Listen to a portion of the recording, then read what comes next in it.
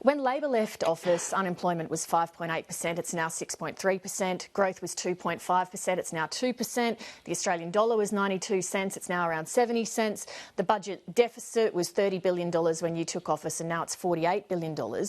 How do you explain to the Australian people that you were elected promising, in your words, to fix the budget emergency, yet in fact Australia's economic position has worsened under your leadership?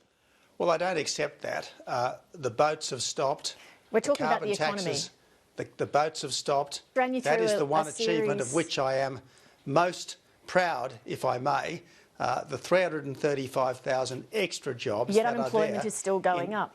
But Prime Minister, I just ran you through numerous independent statistics showing that the economy is in a weak position. I'm just wondering, why has the language changed so much that it was an emergency when the numbers were better than that, but now it's not an emergency?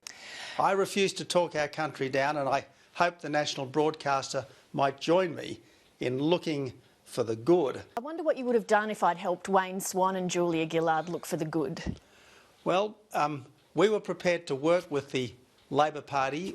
You were highly critical of Kevin Rudd for governing by review. Given that, why have you spent your first term in government commissioning white papers into things like tax and federation? You've not done anything on labour market reform. Why have you spent your time doing reviews rather than taking action?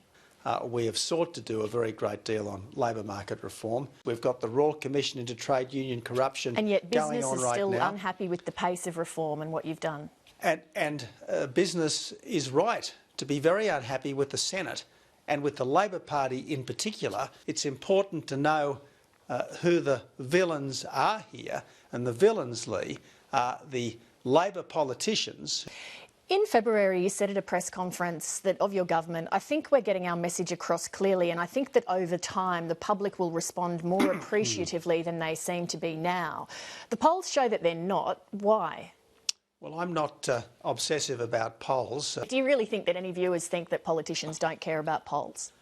The Labor Party wants to play politics with our future, sabotage things like the China Free Trade Agreement. But let's talk about. But we're just getting on.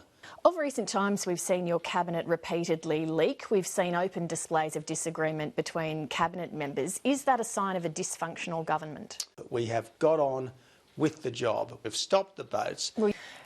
Just finally, Prime Minister, you were considered one of the most effective opposition leaders in Australian history. Do you ever stop to wonder why that hasn't translated into being one of the most effective Prime Ministers? I'm very proud of the fact that all the major commitments that we made pre-election have been honoured. The carbon tax is gone, the boats are stopped, you made those the roads are earlier. building, yes, and I'm going to keep making them. Well, the roads are building and the budget is coming back under control. But when you say, very quickly, I know you've got to go, when you say that it's a very effective government, are you not saying to the Australian voters who are unhappy with your performance that they've got it wrong? You're being dismissive of their concerns. And every day we are striving to do better, but in Canning. Prime Minister, we appreciate your time very much today. Thank you. Thank you, Lee.